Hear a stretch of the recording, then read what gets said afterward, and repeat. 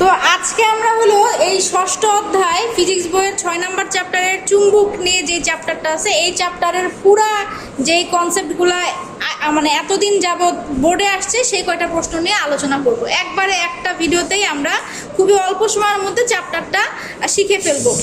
তো এই চুম্বক চ্যাপ্টারটা অতি সংক্ষিপ্ত কোশ্চেন। এই চ্যাপ্টার থেকে আগে কখনো কোশ্চেন হইতো না, কিন্তু ইদানিং 2-3টা কোশ্চেন আসছে। আমি এখানে 4টা ইম্পর্টেন্ট কোশ্চেন লিখে দিছি, ঠিক আছে? এটা রিসেন্টলি বোর্ডে আসছে। তো এই 4টা প্রশ্ন পড়বো এবং মজার বিষয় হলো এই চ্যাপ্টারের কোনো রচনামূলক প্রশ্ন আসে নাই, পড়তেও হবে না। আর যেটা আসছে সেটা হলো সংক্ষিপ্ত প্রশ্ন আসছে। সংক্ষিপ্ত প্রশ্ন একটাই সবথেকে বেশি গুরুত্বপূর্ণ, সেটা হলো একটা পার্থক্য। কিসের পার্থক্য? 3টা চুম্বক পদার্থের পার্থক্য, ডায়া, প্যারা, ফেরো চুম্বক পদার্থের পার্থক্য। আসলে মূলত আমাদের এই চ্যাপ্টারটার এই ষষ্ঠ অধ্যায়ের এই পার্থক্যটাই 100% গুরুত্ব দিয়ে পড়তে হবে। বাকিগুলো তুমি জাস্ট একবার রিডিং পড়লেই লিখতে পারবা, ঠিক আছে? আমাদের টার্গেট এই কোশ্চেনটাই পড়া। পরীক্ষার আগের দিন তুমি কি করবা? ডায়া, প্যারা, ফেরো এই কোশ্চেনটাই রিভাইজ দিবা।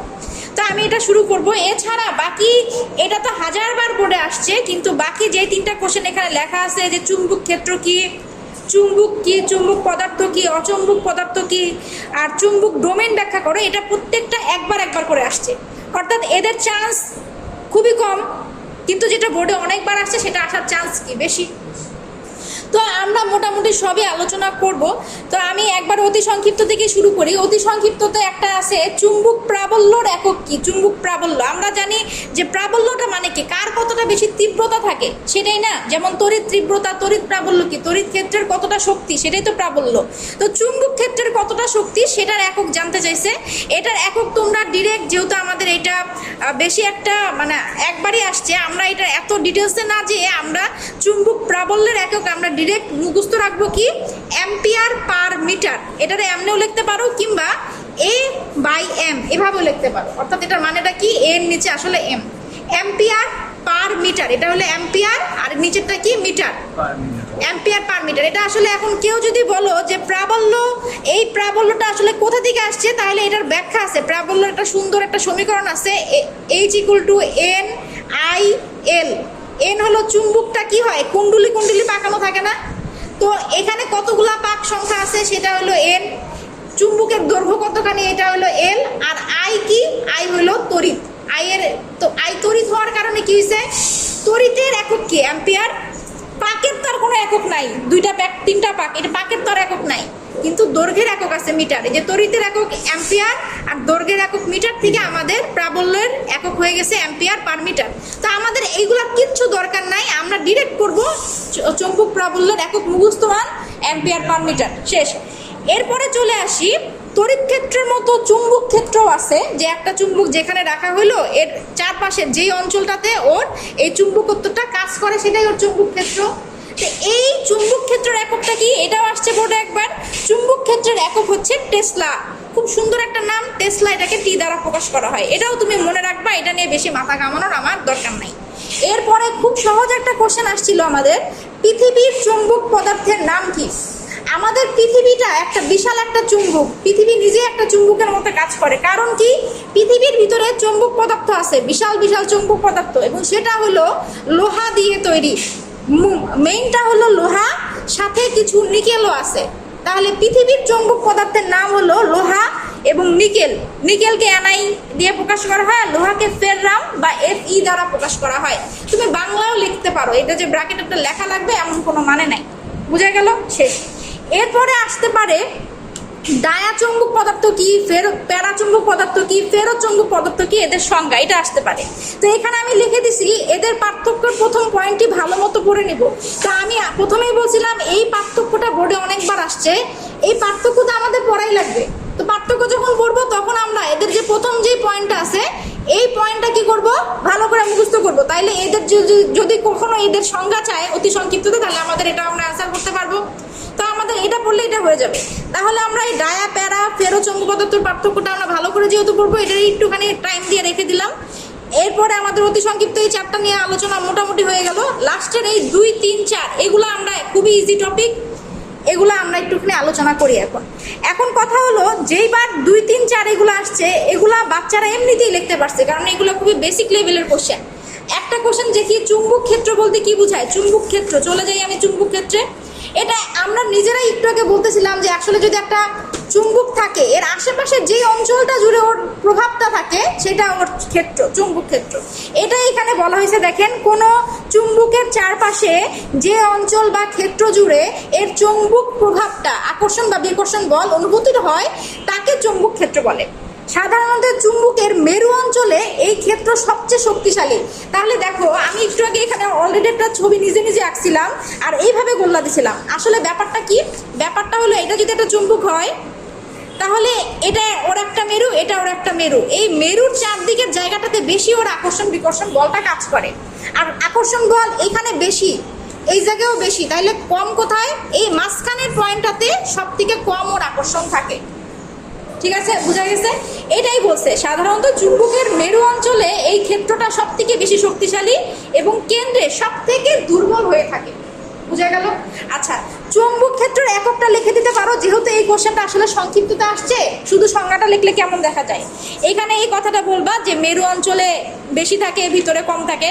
আর এটার এককটা আমরা অলরেডি পড়ে আসছি যে চুম্বক ক্ষেত্রের একক কি? টেসলা। তো এই লাইনটা লেখা দিলাম, তাহলে আমাদের 2-3টা ইনফরমেশন হয়ে গেল, আমাদের সংক্ষিপ্ত প্রশ্ন ডান। আচ্ছা, গতবারের আগের বার এই কোশ্চেনটা আসছে যে চুম্বক পদার্থ এবং অচুম্বক পদার্থের সংজ্ঞা দাও। 3টা কোশ্চেন একবারে দিয়ে দিছে সংক্ষিপ্ত প্রশ্নে। তো এটাও মোটামুটি সহজ কোশ্চেন ছিল, যে কিন্তু কয়জনে অ্যান্সার করতে পারছে জানি না। তো চুম্বকটা কিভাবে আমরা লিখবো? যে বস্তু লোহা, নিকেল, এদের মতন আরেকটা পদার্থ আছে কোবাল্ট। লোহা, নিকেল, লোহাকে ফেররাম, নিকেল আর কোবাল্টকে সিও দ্বারা প্রকাশ করা হয়। লোহা, নিকেল, কোবাল্ট তিনটাই আসলে লোহার মতো শক্ত শক্ত পদার্থ। এদেরকে, যে বস্তু লোহা, নিকেল, কোবাল্ট ইত্যাদি চুম্বক পদার্থকে আকর্ষণ করে এবং স্বাধীনভাবে ঝুলিয়ে দিলে সর্বদা উত্তর দক্ষিণ দিক বরাবর স্থির থাকে, তাকে চুম্বক বলে। অর্থাৎ এমন একটা বস্তু যারা লোহাকে আকর্ষণ করতেছে এবং ওই বস্তুকে যদি আমি সুতার সাহায্যে যেমনি ইচ্ছা তেমনি ঝুলাই দেই, ও উত্তর দক্ষিণ বরাবর সবসময় থাকে, নর্থ সাউথ বরাবরই ওটা সবসময় স্থির থাকে, সেই বস্তুটাকে আমরা কি বলতে পারি? চুম্বক পদার্থ।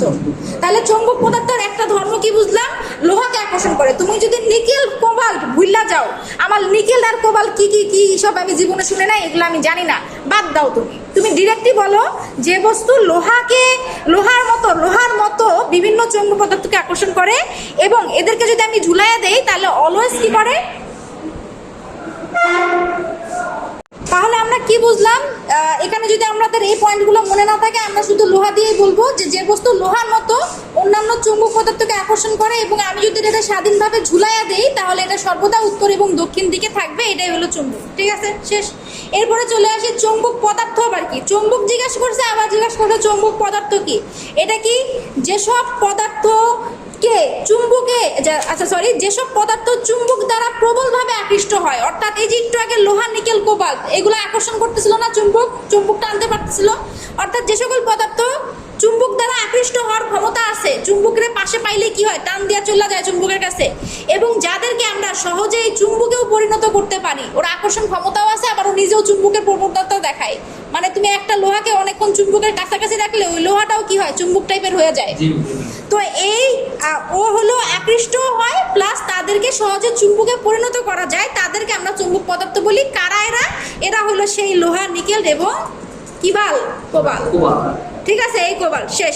তো অচুম্বক পদার্থ কি? সম্পূর্ণ চুম্বক পদার্থের অপোজিট, যেসব পদার্থ চুম্বক দ্বারা আকৃষ্ট হবে না, যাদেরকে চুম্বকে পরিণত করা যাবে না, তাদেরকে অচুম্বক পদার্থ বলে। এই দেখো, পানির জীবনে চুম্বক বানানো যাবে না। এই যে আমরা সোনার গয়না পরি, এটা যদি চুম্বক আকর্ষণ করতো তাহলে মানুষ আর চুরি করতো না, একটা বড় চুম্বক দিয়ে দিত, একা একা গলার চেন চলে দিত, তাই না? তো ব্যাপারটা এরকম। এই সোনা, এই পানি, এই তামা, এদেরকে আমরা চুম্বক দিয়ে হাজার বসায় রাখলেও চুম্বকদের টানতে পারবে না। বুঝা গেছে? এরা হলো অচুম্বক পদার্থ। তো খুবই ইজি না বলো এই পয়েন্টগুলা? তো এই গেল আমাদের এই পয়েন্টগুলা শেষ। আমরা এখন মেইন যে আমাদের এই চ্যাপ্টারের প্রশ্ন। আচ্ছা ঠিক আছে, আরেকটা কোশ্চেন বাকি আছে, চুম্বক ডোমেন। এই চুম্বক ডোমেন কি, এটা একটু পড়াই দেই, এতটুকুই অ্যান্সার। অর্থাৎ বাংলা কথা দেখো খুবই ছোট, আর এই চিত্র কেমন হয়েছে এটা আমি দেখাই দেবো, সমস্যা নেই। তো চুম্বক ডোমেনটা কি? মনে করো আমি একটা পদার্থ নিছি, চুম্বক পদার্থ। তোমরা কখনো এটা খেয়াল করছো কি না? এটা একটা চুম্বকের একটা পদার্থ। কখনো কি চুম্বক পদার্থকে ভাঙার পরে দেখছো কি হয়? মনে করো এটারে আমি 2 টুকরা করে ফেলছি, এটারে 2 টুকরা করে ফেলছি। তো এই যে 2 টুকরা করা পার্টগুলো, এগুলো কিন্তু প্রত্যেকটা আলাদা আলাদা চুম্বকে পরিণত হয়, এটা জানো? মনে করো এটা একটা পদার্থ, এটার একটা উত্তর মেরু আছে, এটার একটা দক্ষিণ মেরু আছে, তাই না? এখন তুমি এটারে ভাঙছো, তাহলে 3টা টুকরা করছো। 3টা টুকরার কি, এটার উত্তর আছে, দক্ষিণ আছে, উত্তর আছে, দক্ষিণ আছে, উত্তর আছে, দক্ষিণ আছে। এরা প্রত্যেকেই আলাদা আলাদা ভাবে কি হয়েছে, চুম্বক হয়ে গেছে। বুঝা গেছে? অর্থাৎ একটার ভিতরে 1000 চুম্বক আছে, একটার ভিতরে 1000 চুম্বক, একটা পদার্থের ভিতরে 1000টা চুম্বক আছে। বুঝা গেছে কি বলছি? আর চুম্বক ডোমেইন আমাদের এই পদার্থের এই জিনিসটাকে ব্যাখ্যা করে। কি বলছে? চুম্বক পদার্থের ভিতরে অতি ক্ষুদ্র ক্ষুদ্র অঞ্চলে অসংখ্য পরমাণুর, মনে করে এই জায়গায় অসংখ্য পরমাণু আছে না, এই জায়গাতে অসংখ্য পরমাণু আছে না, এই অসংখ্য পরমাণুর ক্ষুদ্র ক্ষুদ্র চুম্বক একই দিকে সাজানো থাকে। এই ক্ষুদ্র ক্ষুদ্র অঞ্চলগুলোকে চুম্বক ডোমেন বলা হয়। অর্থাৎ এদের ভিতরে এরকম গোল গোল অংশ থাকে। এটা একটা চুম্বক পদার্থ, এটার ভিতরে গোল গোল কিছু অংশ আছে, এরকম একটা অংশ অংশ অংশ দেওয়া আছে। এখন এদের ভিতরের চুম্বকটা একদিকে সাজানো থাকে, এই পাশের চুম্বকটা একই দিকে সাজানো থাকে। এই জানালাটা লাগাই দিয়ে এসো কেউ যায়। এই পাশের চুম্বকটা একদিকে সাজানো থাকে। প্রত্যেকটা চুম্বকের অংশগুলা একটা নির্দিষ্ট দিকে কি হয়, এদের দিকটা সাজানো থাকে। বুঝা গেছে? এবং এদেরকে যখন তুমি ভাগ করবা, প্রত্যেকটা কি আলাদা আলাদা চুম্বক হয়ে যায়। বুঝা গেছে? আচ্ছা, তো এই গোল্লা গোল্লা জায়গাগুলারে আমরা কি বলি? এগুলারে বলি আমরা ডোমেইন, চুম্বক ডোমেইন। ঠিক আছে? এটাই বলছে চুম্বক পদার্থের ভিতরে অতি ক্ষুদ্র ক্ষুদ্র অঞ্চলে অসংখ্য পরমাণুর ক্ষুদ্র ক্ষুদ্র চুম্বক একই দিকে সাজানো থাকে। এই ক্ষুদ্র অঞ্চলগুলোকে আমরা বলি ডোমেইন। আচ্ছা, গেল। এখন দেখো, আমি তো এখানে খুবই ইজিলি গোল্লা দেওয়া যায় দেখা গোল্লা দিলাম, কিন্তু এখানে আসলে আমরা গোল্লা দিয়ে চিত্রটা আঁকে না। এই চিত্রটা আঁকছে এরকম এরকম, তুমি নিজের ইচ্ছা মতো কি করবা, এরকম বিভিন্ন অঞ্চল বানাবা। এখন এটা তোমার দেখা দেখে বানাইতে হবে না, এমন করে একটা রেখা দিয়া এমনে এমনে এমনে এমনে যেমনে তেমনি ইচ্ছা তুমি তোমার কয়েকটা অঞ্চল দেখাই দিবা। জাস্ট গোল্লাটাকে অ্যাভয়েড করলা। দেখাই দেওয়ার পরে এটা 3টা গেছে এদিকে, এটা গেছে এদিকে, এটা গেছে এদিকে, যেদিকে মন চায় উল্টা পাল্টা করে 3টা করে দাগ দিবা। মানে প্রত্যেকটা আলাদা আলাদা করা আছে। এগুলা কি এক একটা ডোমেন, যেগুলা বিক্ষিপ্ত অবস্থায় এদের দিক এলোমেলো করা। ঠিক আছে? আচ্ছা, এখন এটার বৈশিষ্ট্য কি? প্রতিটি ডোমেন নিজে একটি ছোট চুম্বকের মতো কাজ করে। এটা ভাঙা ফেলে এটা নিজে একটা চুম্বক হয়ে যাবে। অচুম্বকিত অবস্থায়, অর্থাৎ যখন এটাতে চুম্বক বানাও নাই, তখন ডোমেনগুলো এলোমেলো থাকে। মানে এটা একটা চুম্বক পদার্থ, কিন্তু এটাতে তুমি এখনো চুম্বকের সাথে নিয়ে আসো নাই, তখন কি ডোমেনগুলা যার যার মতো এলোমেলো অবস্থায় থাকবে।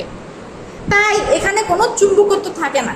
কিন্তু যখন আমরা একটা বাইরে থেকে একটা চুম্বক নিয়ে আসবো, ওরা চুম্বকায়িত করার চেষ্টা করব, তখন কি হয়, এরা খুব সুন্দরভাবে এরকম সুন্দরভাবে একদিকে চলে যায়, পুরোটা মিলে একটা চুম্বকের মতো কাজ করে। বুঝা গেছে? একটু আগে দেখো এরা ভিতরে আলাদা আলাদা আলাদা আলাদা ছিল, কারণ এখানে কোনো চুম্বক আমরা দেই নাই, এলোমেলো ছিল। যেই আমি একটা চুম্বককে নিয়ে আসছি, তখন এরা পুরোটা একটা, সবাই একজোটে। মনে করো একটা বিপদ হলে কি হয়, মানুষটা সব একদিকে যায় না, সবাই একসাথে একটা বিপদ থেকে রক্ষা পেতে চায়। তারা সবাই একই রকম হয়ে গেছে, তারা সবাই মিলে একটা চুম্বকের মতো অ্যাটাক করতেছে। এটাই হলো চুম্বকের ডোমেনের বর্ণনা। বুঝা গেছে? মেইন ব্যাপারটা কি, একটা চুম্বকের ভিতরে আরো অনেকগুলা চুম্বক আছে, একটা চুম্বকের ভিতরে অনেকগুলা চুম্বক আছে। বুঝা গেছে? বাকিটা পড়লেই বুঝবা এখান থেকে, যে যখন চুম্বকিত করা হয় নাই তখন কি হয়, এটা এলোমেলো থাকে। আর যখন আমি চুম্বকিত করি, তখন এদের দিকগুলা সব একদিকে হয়ে যায়। শেষ, এতটুকুই বর্ণনা। পারা যাবে? এটা খুব কঠিন কিছু? ওই PV gamma CP minus CP আর এর মতো কঠিন কিছু না? আচ্ছা, ঠিক আছে। তো এখন আমার এই চুম্বক ডোমেন শেষ। আমার এখন টার্গেট কি, আমি যেটা বললাম, হাজার হাজার ইম্পর্টেন্ট কোশ্চেন, 3টা চুম্বক পদার্থের মধ্যে পার্থক্য। তো এটা শেখার আগে, এটা আমি তোমাদের সব থেকে ইজিয়েস্ট ওয়েতে শিখাবো, তার আগে আমি নামগুলো একটু শিখাই। ডায়া, এই ডায়া কি? কখন আমরা সিআইডি দেখছি? সিআইডিতে ডায়া আর অভিজিৎ ছিল না? ওই যে মোটা করে লম্বা করে একজন দায়া, তো ওইটা দিয়ে আমরা মনে রাখবো দয়া, ওটা কি দায়া বলতো, যে এসিপি পাঁচজুমান বলতো দায়া কুত্তো বাতাও দায়া। ওই দায়া থেকে তুমি মনে রাখবা, দায়া থেকে আমরা মনে রাখবো ডায়া। ঠিক আছে? এরপরে প্যারা, খুব লাইফে অনেক প্যারা যেটা আমরা ইউজ করি, আরে প্যারা অনেক বেশি, সেই প্যারা। এর পরেরটা কি? ফেরো। তাহলে ডায়া, প্যারা, ফেরো। এখন এরা কারা, কেমন দেখতে, কোত্থেকে এলো এরা, এটা তো আমাদের জানা লাগবে, তাই না? আচ্ছা, ডায়াটা কি করে? ডায়াকে তুমি এইভাবে মনে রাখবা যে ডায়া অনেক শক্তিশালী, ডায়া কারো ধার ধারে না, এ কারো একাই সব পারে, ডায়া কারো ধার ধারবে না, ধার ধারে না। এখন এই ডায়ার কাছে যদি তুমি একটা চুম্বককে নিয়ে আসো, এটা একটা চুম্বক পদার্থ, চুম্বককে নিয়ে আসছো, ডায়া ওর ধার না ধাইরা বিপরীত দিকে দৌড় দিবে, তোর কাছে আমি যাবই না। অর্থাৎ ডায়ার কাছে কোনো চুম্বক নিয়ে আসলে ডায়া কি হয়? বিকর্ষিত হয়, ও কোনো আকর্ষণই পাবে না। বুঝা গেছে? ডায়া হলো আমাদের ওই সিআইডির ডায়াই, সেই ডায়া কি করে? কারো ধার ধারে না। এর কাছে যদি কোনো চুম্বককে নিয়ে আসি, সে কি করে? বিকর্ষিত হয়ে ফিরা যায়, এখানে আসে না। হ্যাঁ, অর্থাৎ এটা হলো, এবার ও রাইট কথা বলছে, এটা একটা অচুম্বক পদার্থ, ও চুম্বকের কাছেও আসবে না। বুঝা গেছে? তাহলে চলে আসি এরপরে প্যারা কি? প্যারার কাছে চুম্বক নিলে কি হবে? প্যারা নিজে যেহেতু চুম্বকের নামই যেহেতু প্যারা, তার মানে কি ও চুম্বকের কাছ থেকে কি করছে? প্যারা খাইছে। প্যারা খায়া, প্যারা তো খাওয়ার পরে কি হয়? আমরা কি ফুললি নিজের থেকে করি না, একটুখানি প্যারা পাইছি, প্যারা পায়া যতটুকু আপনি পুশ করছেন ম্যাডাম, বকা খাই এতটুকু করছি। একটু প্যারা খায় আসে, পুরাপুরি চুম্বকের কাছে আসে না, একটুখানি আকর্ষণ পায়। মানে আমি যদি তোমাদেরকে প্যারা দিই, তোমরা একটুখানি পড়বা, তোমরা তার ফুল পড়ে ফেলবা না, ফুল বই পড়ে ফেলবা না। ম্যাডাম আজকে বকা দিছে, আজকেই পড়ি, পাশ ফেল পড়ার কথা। তাইলে এর নামই প্যারা। এ চুম্বকের কাছে যদি চুম্বক আমি আনি, তাহলে ও প্যারাটা পাইয়া হালকা অল্প একটু যায়, পুরোপুরি যাবে না। কুচুম্বক পদার্থ। হ্যাঁ, মানে কুচুম্বক না, ও চুম্বক পদার্থ, কিন্তু ও হলো হালকা, অল্প, বেশি না, খুব বেশি শক্তিশালী না, হালকা। আচ্ছা, এরপরে চলে আসি আমি ফেরো। ফেরোর কাছে যদি তুমি কোনো চুম্বক পদার্থটাকে নিয়ে আসো, তাহলে ফেরো কি করবে? ফেরো সম্পূর্ণ ফিরাই যাবে। ফেরো একবারে শক্তিশালীভাবে চুম্বকের সাথে যায়, এখানে যায় ফেরো লাইগা যাবে। ফেরো খুব বেশি শক্তিশালী চুম্বক পদার্থ। বুঝা গেছে? তাহলে ফেরো কি? পুরাটাই ফিরে যাবে, ফিরে যাবে শক্তিশালী একটা ক্ষেত্রের সাথে তৈরি হয়ে যাবে। অর্থাৎ সব থেকে শক্তিশালী কি? আমাদের এই ফেরোই হলো সব থেকে শক্তিশালী। ডায়া তো কারো ধারি ধারে না, তার মানে ডায়া বিকশিত করে, এটা অচম্বক পদার্থ। প্যারা একটুখানি প্যারা খায়া হালকা একটু আসে, পুরাপুরি আসে না, এবং ফেরো যায় একবারে লাইগায় যায়। ফেরো সব থেকে স্ট্রং। ফেরোর পরে হইলো গিয়া ফেরো সব থেকে বড়, তারপর প্যারা, তারপর হইলো ডায়া। বুঝা গেছে? আচ্ছা, এবার আমি দেখাই এখানে আমরা কিভাবে পার্থক্যটা করছি। যে সকল পদার্থকে চুম্বক ক্ষেত্রে স্থাপন করলে চুম্বকায়ন ক্ষেত্রের বিপরীত দিকে সামান্য চুম্বকত্ব লাভ করে, তাদেরকে ডায়াচুম্বক পদার্থ বলে। অর্থাৎ আমি চুম্বক ক্ষেত্রে স্থাপন করছি, চুম্বক পদার্থের বিপরীত দিকে চুম্বকত্ব লাভ করছে। বুঝা গেছে? এটা এর কাছেই যায় না, বিপরীত দিকে পাইছে, সেটাকে আমরা ডায়াচুম্বক পদার্থ বলি। অর্থাৎ মূলত কি? চুম্বক ক্ষেত্র দ্বারা সে বিকর্ষিত হয়, ও কিন্তু চুম্বক দ্বারা আকর্ষিত হচ্ছে না, কি হচ্ছে? বিকর্ষিত হচ্ছে। আচ্ছা, পরেরটা কি? এটারও যদি স্থাপন করো, তাহলে চুম্বকায়ন ক্ষেত্রের দিকে সামান্য চুম্বকত্ব লাভ করে। সামান্য যা লাভ করছে সেটা খুবই অল্প, বেশি না, সামান্য চুম্বকত্ব লাভ করে, এদেরকে আমরা প্যারাচুম্বক পদার্থ বলি। চুম্বক ক্ষেত্র দ্বারা মৃদুভাবে আকর্ষিত হয়, ফুল না, হালকাভাবে আকর্ষিত হয়, এতটুকুই। এটারও যদি আমি এখানে বসাই দিই, তাহলে এটা কি হবে? চুম্বকায়ন ক্ষেত্রের দিকে শক্তিশালী একটা চুম্বকত্ব লাভ করবে, শক্তিশালী, একবারে যায় দেখবা দুইটা লাইগা গেছে। অর্থাৎ এটার চুম্বকত্বটা কি? খুবই তীব্রভাবে এটা চুম্বক দ্বারা আকর্ষিত হয়, খুবই তীব্রভাবে। তো পার্থক্য তিনটা কি বোঝা গেছে? একটা বিকশিত হয়, একটা অল্প একটু আকর্ষিত হয়, আর একটা একবারে শক্তিশালীভাবে আকর্ষিত হয়। ঠিক আছে? আচ্ছা, তাহলে আমি পরের পয়েন্টগুলোতে চলে আসি।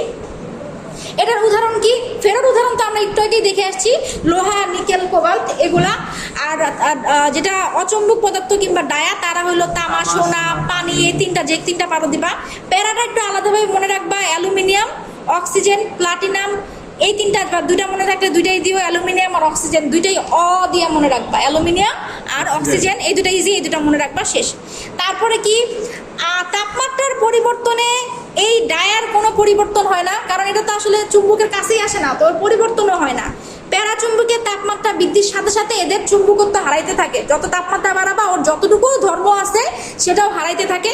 আর ফেরোচুম্বক পদার্থের 20 বিন্দুর পর এর কোনো চুম্বকত্ব থাকে না। এখন 20 বিন্দুটা কি? 20 বিন্দু হলো এমন একটা তাপমাত্রা যে তাপমাত্রায় চুম্বকত্ব হারায় যায়। এই তাপমাত্রায় তুমি কোনো একটা ভালো চুম্বক পদার্থকেও যদি এই তাপমাত্রায় ভোল্ট করো বা ফুটাও, তখন ওর ওর চুম্বকের ধারণাটা, মানে চুম্বকের যে বৈশিষ্ট্যটা, সেটা সম্পূর্ণভাবে ধ্বংস হয়ে যায় 20 তাপমাত্রায়। বুঝা গেছে?